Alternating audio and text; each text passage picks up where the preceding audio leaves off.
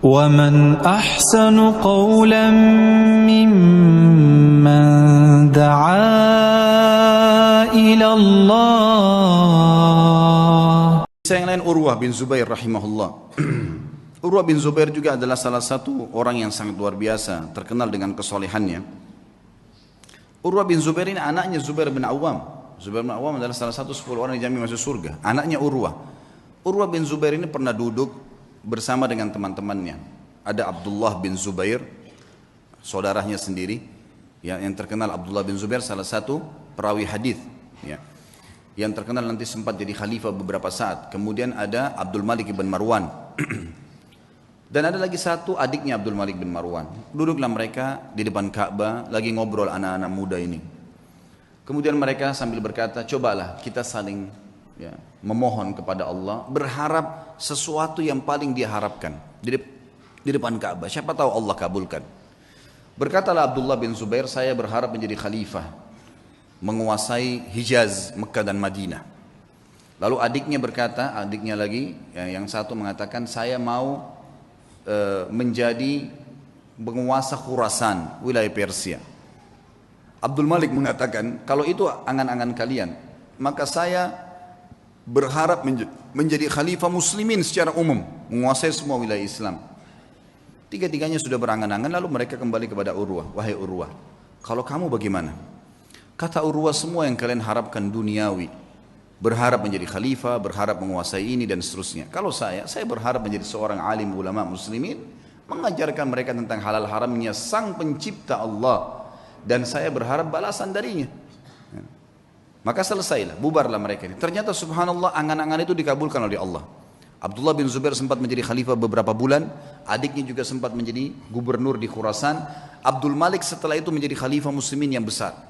Dan Urwah bin Zubair pun rahimahullah diterima oleh Allah menjadi alim ulama, sampai menjadi 7 ulamanya Madinah pada saat itu. Ringkas cerita, Urwah bin Zubair pernah diuji oleh Allah subhanahu wa ta'ala. Ujiannya berat. Orang-orang beriman ini ujiannya berat. Tapi subhanallah, iman itu dijadikan, kalau begini memahami teman-teman. Kalau ada ujian yang berat datang kepada antum, lihat orang yang lebih berat. Misal masalah utang, terlilit utang. Misal ada penyakit. Coba lihat orang yang lebih berat. Karena ada orang yang lebih berat daripada kita. Pastinya itu. Tidak mungkin tidak. Dan juga teman-teman sekalian, bersangka baiklah dengan Allah. Kata Nabi SAW dalam sebuah hadis Bukhari, hadis Qudsi. Kata Allah SWT, Ana inda dhanni abdi bi. Saya sesuai dengan persangkaan hambaku. Maka kita harus tahu teman-teman sekalian, kalau Allah sedang mencoba kita, berarti dengan cobaan tersebut Allah sedang mencintai kita. Karena kalau tidak sedang dicoba, kita akan jauh dari ibadah. Orang kalau datang cobaan itu, sebenarnya dia makin dekat dengan Allah. Dan umurnya makin pendek untuk menuju ke akhirat. Artinya makin pendek, tidak ada peluang untuk berbuat dosa lagi. Pendek dari sisi kemaksiatan, gitu kan. Dia tidak bisa berbuat dosa lagi karena tidak ada waktu. Antum kalau lagi sakit keras terus diajak ke diskotik, diajak pergi apa, diajak buat apa, nggak ada waktu. Orang yang buat dosa itu biasanya kalau banyak waktu lihai-lihainya, lagi kosong, lagi nggak ada cobaan, lagi enak, mobil mewah, uang banyak, itu maksiat nanti. Allah dengan maha cintanya kepada hambanya, dengan kemahamurahannya mendatangkan cobaan supaya dia tetap begitu. Biarin dia begitu, karena dia Allah tahu dengan begitu makin pendek umur untuk bermaksiat, tidak ada waktu bermaksiat, dan dia makin dekat dengan akhirat, dan itu pahalanya sudah cukup untuk memberikan derajatnya di surga sampai pada target. Seperti itulah. Maka nikmatin tuh cobaan, jangan terlalu banyak mengeluh. Coba nikmatin. Nanti akan kita sebutkan kisahnya. Urwah rahimahullah, beliau pernah mendatangi seorang khalifah, adiknya lagi Hisham, namanya Al-Walid ibn Abdul Malik. Al-Walid ibn Abdul Malik ini teman dekatnya dia, Jadi khalifah setelah kakaknya meninggal. Kemudian diundanglah Urwah bin Zubair ini rahimahullah dari Madinah datang ke Irak, di Damaskus waktu itu. Dia bawa anak laki-lakinya teman-teman sekalian. Anak laki-lakinya ini anak laki-laki yang sudah hafal Quran, umurnya sekitar 20 tahun, dibawa sama Urwah, dan ini mau dicetak jadi kadernya dia.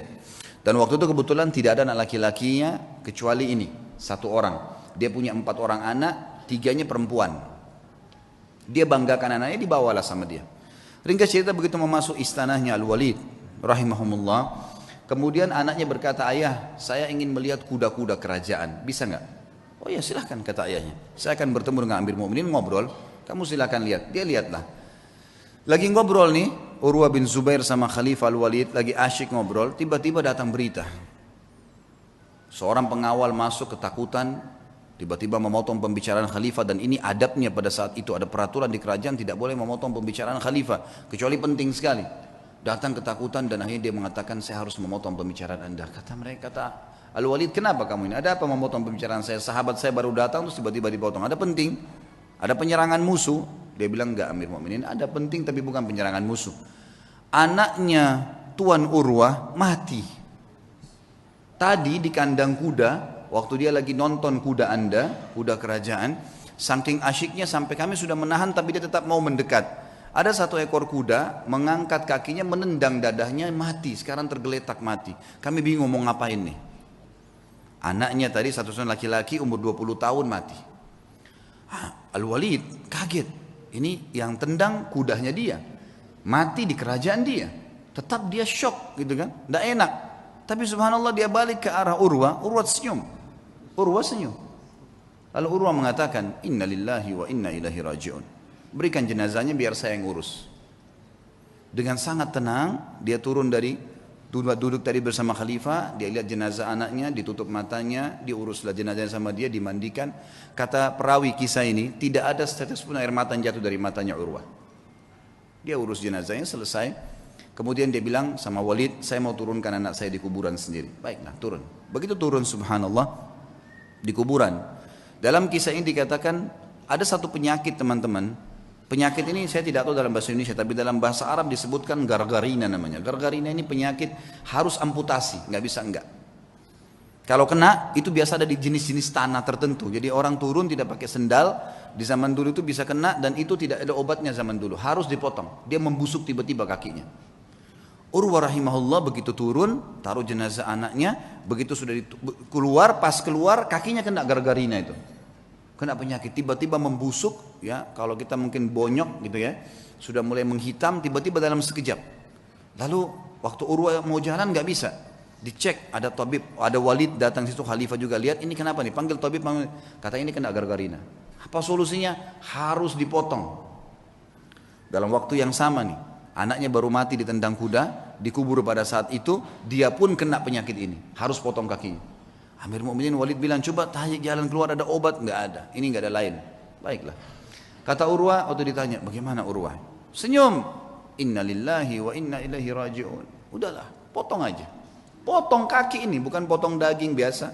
Ya, potong aja. Baiklah. Kata Amir Mu'minin, baiklah kalau gitu. Sampai taruh Urwah bin Zubair di ruangan yang paling leks di istana ini. Dan lakukan pemotongan di sana. Taruhlah sebuah tempat yang mewah segala, tabibnya datang. Tabibnya bilang, wahai Tuan Urwah, kita ini akan memotong daging Anda dan tulang Anda. Tradisi kami adalah harus pasien mabuk, minum khamr, tidak sadar, baru kami potong. Kalau enggak bisa. Kata Urwah, demi Allah saya tidak pernah nyentuhkan setetes pun di tenggorokan saya yang haram. Masa sekarang saya mau, begitu cobaan datang saya mau pakai minum ini? Enggak bisa. Lalu apa solusinya? Pokoknya jangan pakai ini. Musyawarah sama Walid, ya Amir Mu'minin bagaimana nih? Tamu Anda enggak mau minum khamr. Kita enggak ada solusi lain. Pikirin cari jalan keluar. Tapi yang penting aman. Gak lama kemudian datang tabibnya bawa 10 orang laki-laki semuanya bodyguard. Kekar semua badannya. Kata Urwah, untuk apa nih? Untuk pegang Anda nih. Nggak ada solusi lain, harus pegang, nggak boleh bergerak. Ini daging sama tulang saya akan potong. Gerak sedikit ini sudah salah. Kata dia, saya tidak perlu sama mereka.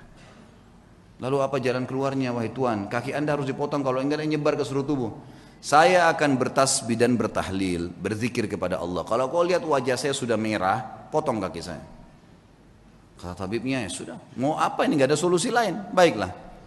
Suruh keluar semua, lalu kemudian mulailah tabib ini menyuruh 2 orang ya, pendampingnya untuk menyiapkan segala yang berhubungan dengan kebutuhan untuk memotong itu. Lalu Urwah mulai tutup matanya sambil subhanallah, walhamdulillah, wala ilaha illallah, wallahu akbar. Direnungi dalam hati, diresapi. Dan betul wajahnya berubah jadi merah. Memerah. Kata tabib, betul saya lihat wajahnya merah, saya potong kakinya. Saya potong kakinya, terpotonglah kakinya. Begitu selesai terpotong, gitu kan? Kemudian ditahan darahnya, lalu saya mengatakan, Tuan Urwah, sambil Urwah berzikir, subhanallah, walhamdulillah, wala ilaha illallah, wallahu akbar. Tutup mata, lalu ditepuk, wahai Tuan Urwah, kaki Anda sudah kami potong. Dia bilang alhamdulillah. Biasa. Kakinya dipotong nih, alhamdulillah. Terus kata tabibnya, tapi belum, darah masih ngucur. Kami butuh memberhentikan darah itu. Kata dia, berhentikanlah. Dia bilang, tidak ada jalan lain kecuali kaki Anda kami rendam di minyak panas. Nggak bisa, harus minyak panas baru bisa. Minyak panas langsung membuat itu berhenti darahnya. Dia bilang, lakukanlah. Saya akan berzikir lalu lakukan. Dia baca subhanallah, alhamdulillah. Kalau wajah saya memerah, tutup. Tapi subhanallah manusia, begitu dia berzikir, ditaruh minyak panas, dia sempat teriak sebentar lalu pingsan. Urwah rahimahullah terkenal teman-teman sekalian tidak pernah meninggalkan rubu' Al-Quran. Rubu' ini 10 juz setiap hari. Selalu bacaannya, tidak pernah tertinggal. Dalam kisahnya dikatakan dalam 3 hari khatam Quran, selalu bacaannya. Dan tidak pernah ketinggal 10 hari. Dan satu-satunya hari yang dia tidak baca 10 juz itu hari itu saja. Dikatakan dalam kisah hidupnya. Dan maka dia punya julukan kalau nggak salah khazin Al-Quran. Sahabatnya Al-Quran gitu loh. Ringkas cerita teman-teman, setelah dipotong, pingsankan tadi, direndam dengan air panas, air minyak panas, dia pingsan. Setelah dia bangun, dia bilang, mana telapak kaki saya? Didatangkan, orang semua heran, kenapa dia bilang, minta kakinya. Diambil sama dia lalu diangkat sama tinggi lalu dia bilang, demi Allah, selama 40 tahun, itu umurnya Urwah 40 tahun, selama 40 tahun belum pernah sekalipun saya gunakan kau ke tempat yang haram. Dan saya bersyukur kepada Allah karena kau dikembalikan padanya dalam kondisi kau suci. Tidak pernah satu kali pun ke tempat yang haram. Dia berikan kesaksian terhadap dirinya. Dan ini boleh diucapkan kalau seorang mukmin yakin dengan apa yang dia lakukan. Baiklah.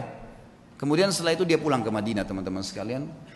Tentu sebelum pulang ke Madinah Amir Mukminin ini bingung gimana caranya meringankan bebannya Urwah nih. Supaya dia bisa tenang. Subhanallah, di hari yang sama dengan hikmah Allah ada suku Arab datang, Badui. Mereka kelihatan dari padang pasir, kondisinya sangat susah gitu. Masuk, ada satu di antara mereka matanya buta, ditopang oleh teman-temannya. Begitu masuk kata Al-Walid, apa cerita kalian nih?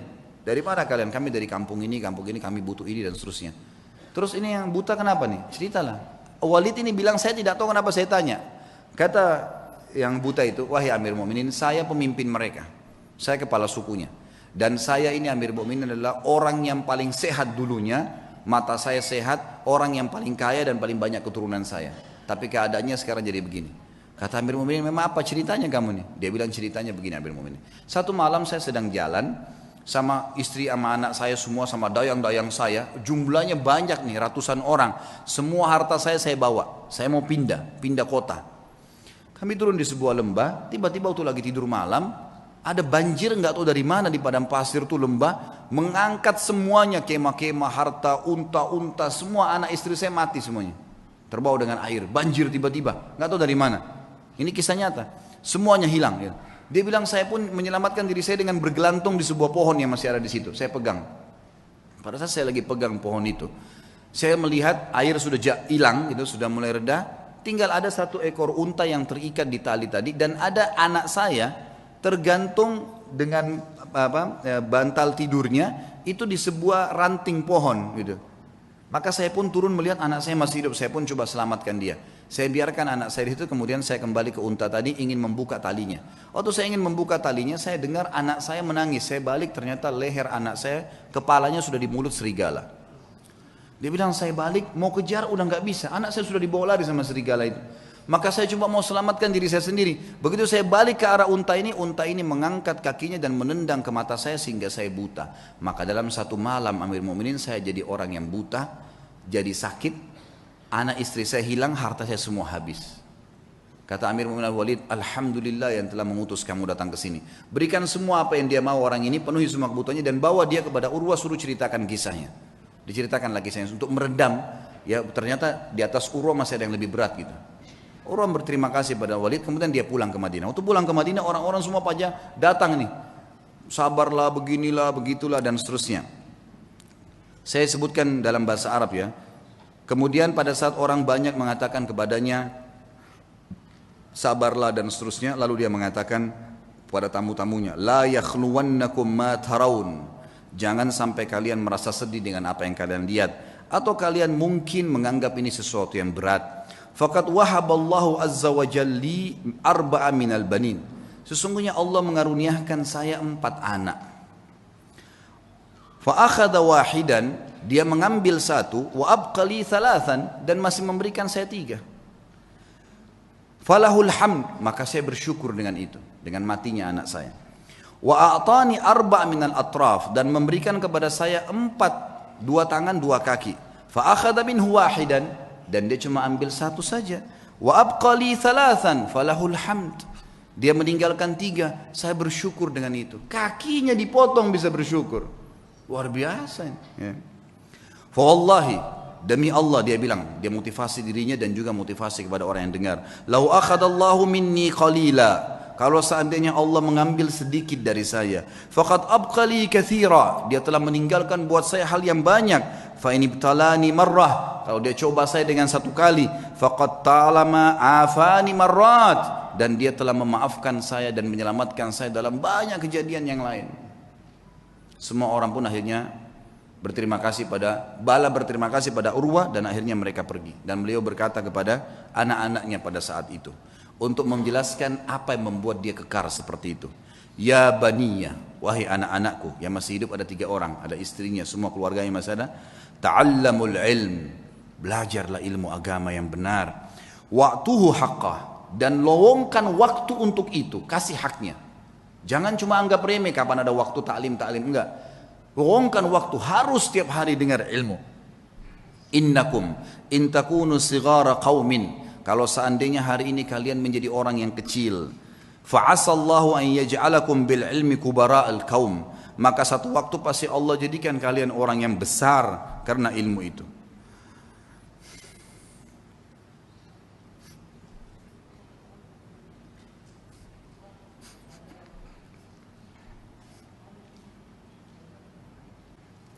Wa saw'ata hal fid dunya akbah min syaikhin jahil, dan sungguh buruk sekali, apakah ada yang lebih buruk dari orang tua yang bodoh, tidak mengerti agamanya. Lalu beliau berkata juga, iyyakum antaraw sadaqata annaha sadaqatun bal i'tabaruha hadiyah. Hati-hati, jangan pernah kalian melihat amal yang kalian kerjakan atau sedekah yang kalian keluarkan adalah sedekah yang kalian anggap remeh, tapi jadikanlah sedekah itu sebagai hadiah, tahdilillahi azza wajal, yang kalian berikan hadiah kepada Allah Subhanahu wa taala. Wala yahdiyanna ahadukum lillah, dan janganlah kalian memberikan hadiah sesuatu untuk Allah. Yastahi an yahdiyahu li azizil qaum, yang dia malu untuk memberikan kepada terhormatnya kaum atau pejabatnya satu kaum. Fa inna Allah azza wa jalla azzu wa akramul kurama, karena Allah itu adalah zat yang paling pantas untuk dimuliakan, dan dia adalah zat yang paling layak dan paling pantas untuk memberikan balasan yang lebih mulia. Wa haqqu an takhtar li hadiyatikum, dan yang paling pantas kalian berikan hadiah yang terbaik dari kalian. Kemudian beliau mengatakan, ya baniya, wahai anak-anakku, idza ra'aitum min rajulin fi'latal khair, kalau kalian melihat dari seseorang perbuatan baik darinya, fa'ammilu bihi khaira, maka pasti jadikan orang itu baik, sangka baiklah kepada orang itu. Wa in kana fi nadarin nasi rajulus su', walaupun dia di mata orang dianggap buruk, fa innalaha akhwatun amsalihah, karena perbuatan baiknya itu pasti punya saudara-saudara kebaikan yang lain. Wa idza ra'aitum min rajulin fi'latal syarr, kalau kalian melihat perbuatan buruk dari seseorang, laki-laki atau seseorang, fahdharuhu, hati-hatilah dari orang itu. Wa in kana fi nadharin nasi rajulun khair, walaupun di mata manusia dia adalah orang yang baik, fa innalaha akhwatun amsalihah, karena perbuatan buruk itu punya saudara-saudara yang ikut dengannya. Wa'lamu, ketahuilah, annal hasanati tadullu ala akhawatiha, bahwasanya semua kebaikan-kebaikan akan mendatangkan saudara-saudaranya. Wa annas sayyiati tadullu ala akhawatiha, dan seluruh dosa-dosa juga memiliki saudara-saudaranya.